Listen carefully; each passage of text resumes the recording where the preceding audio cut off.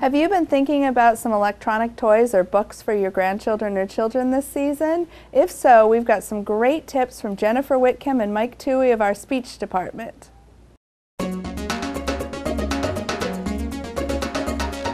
Hello, Mike and Jennifer. How are you doing today? Good, Andrea. Nice to be here. Excellent.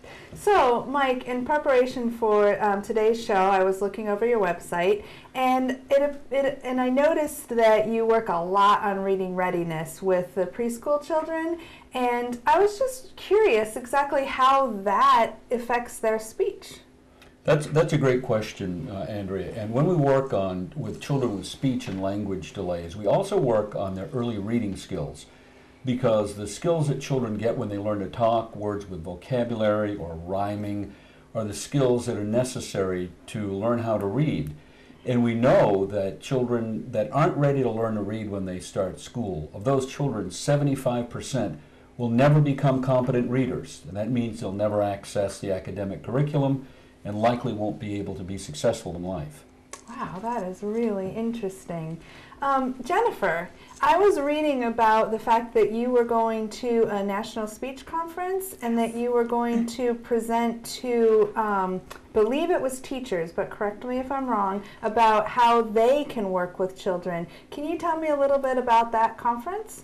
Yes, my colleagues and I just spoke at our National Speech and Language Convention, which involves actually speech-language pathologists. Oh, all right, thank you. So we're telling them more about how we work with teachers. Excellent. And how the teachers then can use books and different techniques in their classroom to improve the children's reading readiness skills. Excellent. And does that transfer pretty well to grandparents and parents of the same children? Oh, definitely. Parents and grandparents can be excellent teachers with their kids as they work with them in learning some of these early skills that children need for reading.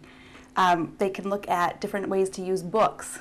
And I think parents and grandparents, as they're looking to buy gifts for children, really need to look more at what a book incorporates and how they could use a book effectively. Excellent. So there are some skills that you can learn when you're buying toys and books for your children.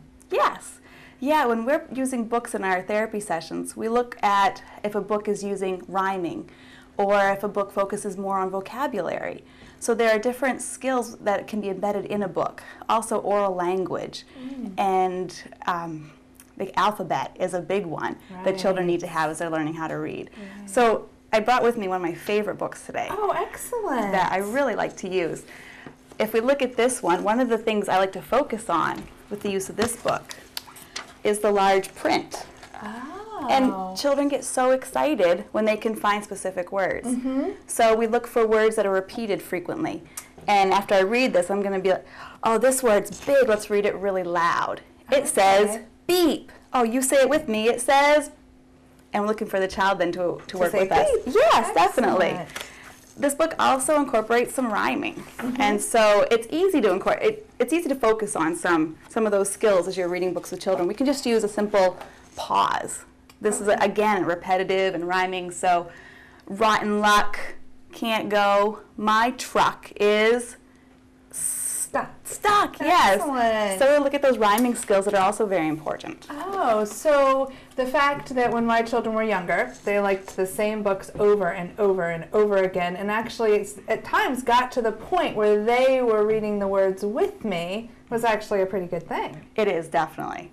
Children learn a lot from hearing books over and over again. In fact, as parents and reading books with your children, you can take those opportunities, those repeated readings, to then focus on something different. The first time you might focus on the rhyming.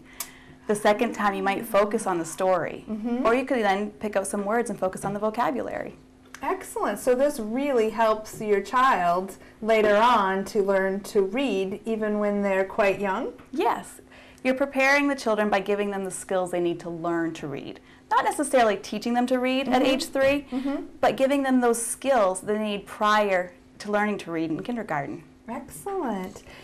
Now, it sounds like you use book sharing as a therapy tool for kids. So is this beneficial for both children who have a speech problem and children that don't? And do you focus on using that as a therapy tool and parents trying that at home? That's a good question, yes.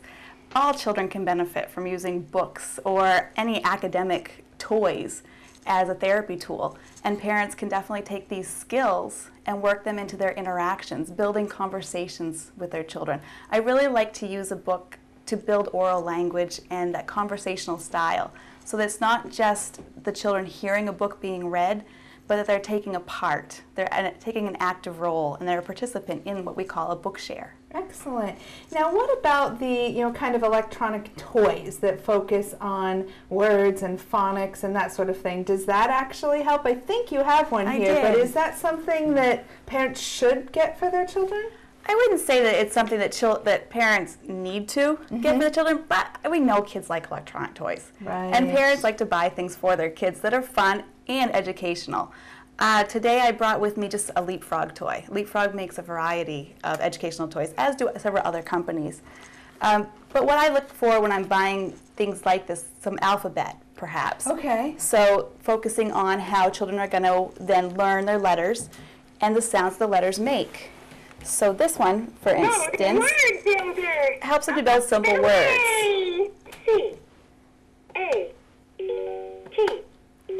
So then we see children are not only learning the letter names, but also the sounds associated with them, and then how to put those sounds together into a word, a very short, common word. Excellent. Well, Mike, it sounds like you have a pretty fabulous team over there at, in the Voice and Swallowing Center in the speech department. Is there anything else that you want to add today? Yes, Andrea. Well, what we'd like to do is share some of these things with people that may be watching. So we have a couple of books and also 2 of these LeapFrog toys that we'd like to give away. And we'd be happy to give them to anyone that goes to our website, mainspeechtherapy.org. There's a little box there. They can just put their name and address into our electronic hat, and we'll draw the names out, and we'll give away several of these books and toys, and we'll mail them to people and make sure they get them in plenty of time for the holidays. Excellent. Thank you very much, Michael. So I encourage all of you, I want you to know that I will be entering my name into the drawing, so you may not actually win, but good luck, and I hope you do win some great books and toys. Thank you guys so much. This was wonderful. Thanks for having us, Andrea. Thank you.